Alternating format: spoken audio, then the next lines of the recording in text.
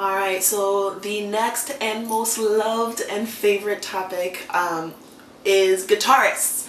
I fell in love with the guitarist Kaki King from a very young age, and actually found her through Logo.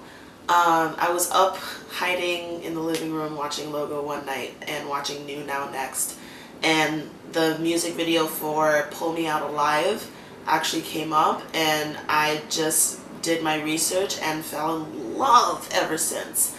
Her music is the definitely the one musician that I have the most emotional connection to. I got a tattoo based off of her artwork. She is just, her music has just really gotten me through a lot of hard times, whether it be through self-harm, whether it be through depression, whether it be through anything similar to that matter. And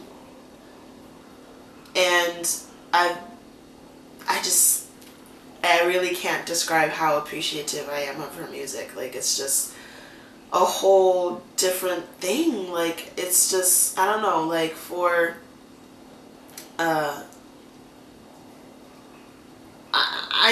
I think it's the one card about me that people never really expect. That I'm head over heels in love with acoustic guitar. I think that's one thing that people would probably not guess about me. But I've bought all her albums, literally, not downloading, but she is one of the few artists I show a lot of loyalty to.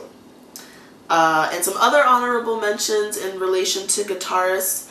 I love Antoine Dufour, Michael Hedges, and Rodrigo y Gabriela, if I'm pronouncing that right. Oh God, please don't come after me for pronouncing that wrong. But yeah, those guitarists are just, yeah, look them up. They're worth knowing about. So. Alright, so the second to last genre that I will be talking about today is soul music. Now that, I know, is a very, very, very broad topic and can be interpreted in so many different ways. Again, I don't have one particular artist that has really stood out to me in terms of, like, you know, what they have to say or what their music is like or anything of that sort. But they all have had an influence on my life in some way or another. And I think I really grew up with this kind of music too. Like, I think, other than jazz, I would say this is the foundation to my exploration and attachment to music. Starting off with Jill Scott, and then going to Erykah Badu, and then researching Sade and Anita Baker and Joss Stone. And I know this might not seem like it's in the category of soul, but I consider him in the category of soul. But John Mayer, really love, all of you guys have just had like a really equal impact on my life and my outlook on music. So, alrighty. So the last topic that I'm going to be talking about is kind of interesting for me in terms of the history that I have with this genre.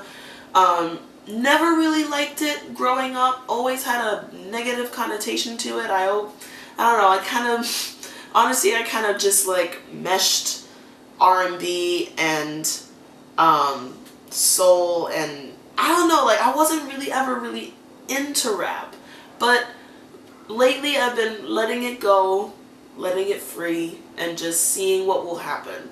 And I'm still picky about what kind of rap I listen to, but I think the staple for me is A Tribe Called Quest, and I think that although I'm very late coming to appreciating and listening to their music, I think that shouldn't matter because, like, I've absorbed the message and I've absorbed who they are, and what they stand for. And I think that that is more powerful than how long it took for me to get there.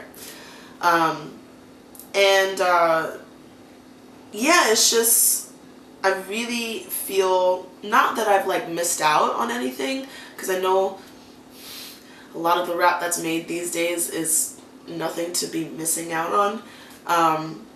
But the only other artist that I think I can honestly appreciate and take hats off to is Kendrick Lamar as well. So yeah, those have been my 7 topics of genres. You guys know from where it began to where I am now. And yeah. So I would just like to end on a personal / positive note. I would like to say that my attachment to music is just so strong because, and I know this is gonna sound so cliche and I don't want to sound cliche, but it's the truth for me. It's my escape. It's the purest form, I think, of ascending to an alternative universe, or alternative space, or alternative way of thinking, or alternative reality, whatever you want to think about it. It's an alternative something to the current state that you are in. And I think that attests to me very well because, you know, Khaki King's music blatantly saved my life a few times. And saved me from cutting a few times, even more. And, like, it's just been a really humbling experience, and I am very appreciative to my, to the paths that I've taken and the foundations that have been laid for me in terms of music, especially through my grandfather, who wrote The Good Times by Nat King, that was performed by Nat King Cole, but he and Lee Porter wrote it. And there's just such an enormous amount of pride to be the descendant of musicians. Like, I don't know, and such like just intelligence and excellence. Like, it's really touching to know that I am a part of this, and my children will be a part of this.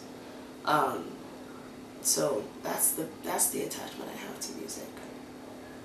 With that said, this has been another installment of Bouquet. Hope you guys enjoyed.